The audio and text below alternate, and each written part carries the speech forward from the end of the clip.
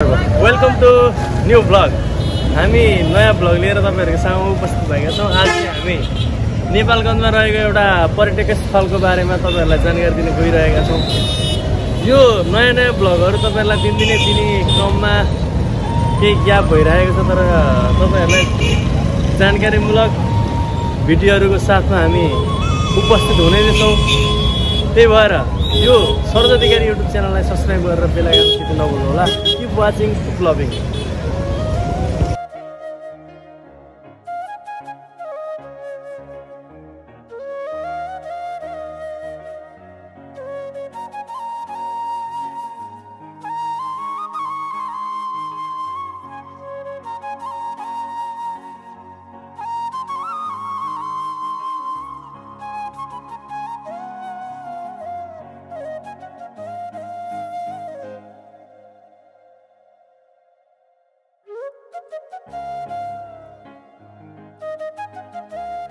भर्खरै हाम्रो पेट्रोल सकिएर चाहिँ हामी अहिले पेट्रोल हाल्दैछौँ।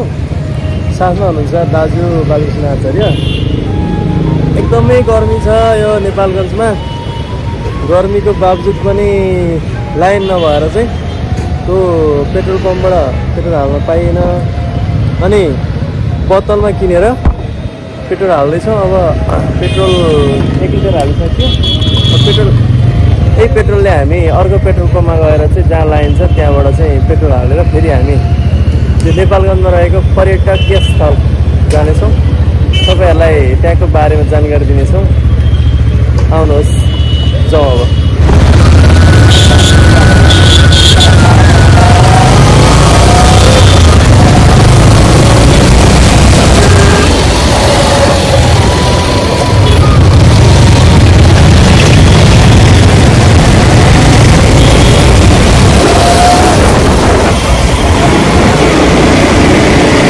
हामी आज कहाँ जाँदैछौँ भन्नु नि त। आज हामी जाँदैछौँ अब सफारीको क्यामेराबाट हेर्छौँ हामी ठ्याक्कै वाटर पार्क, नेपालगञ्जको एकदमै प्रसिद्ध ठाउँ। नेपालगञ्जको प्रसिद्ध ठाउँ वाटर पार्क जाँदैछौँ।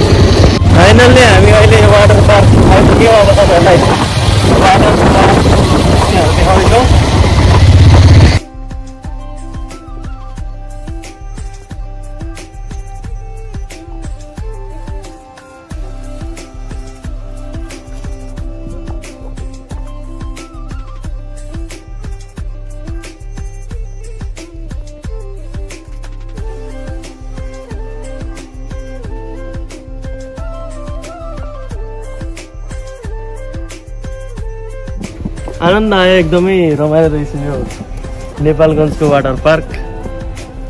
एकदमै राम्रा सिनहरू देख्न सकिन्छ। एकदम शीतल, नेपालगञ्जमा एकदमै गर्मी छ तर यो वाटर पार्कमा आइसकेपछि एउटा शीतल भएको अनुभव भयो, आनन्द आयो।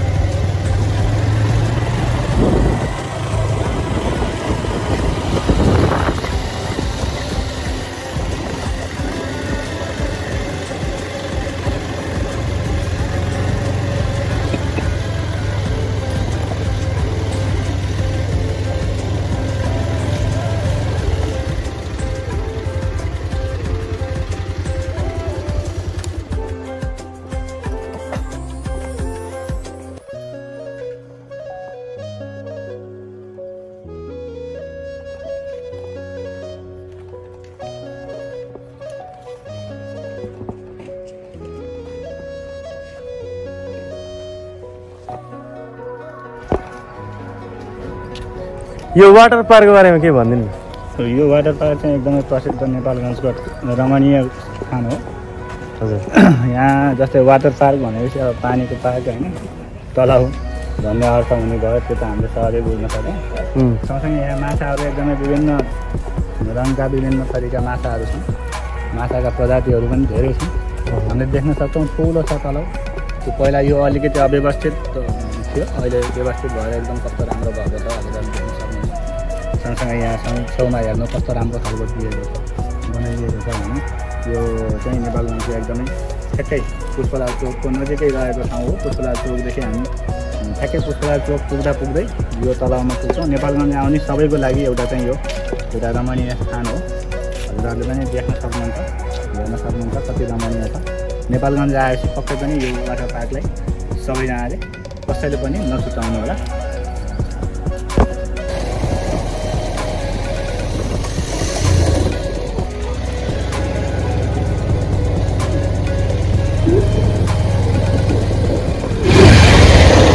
Thanks for watching my vlog. Subscribe Saroj Adhikari YouTube channel.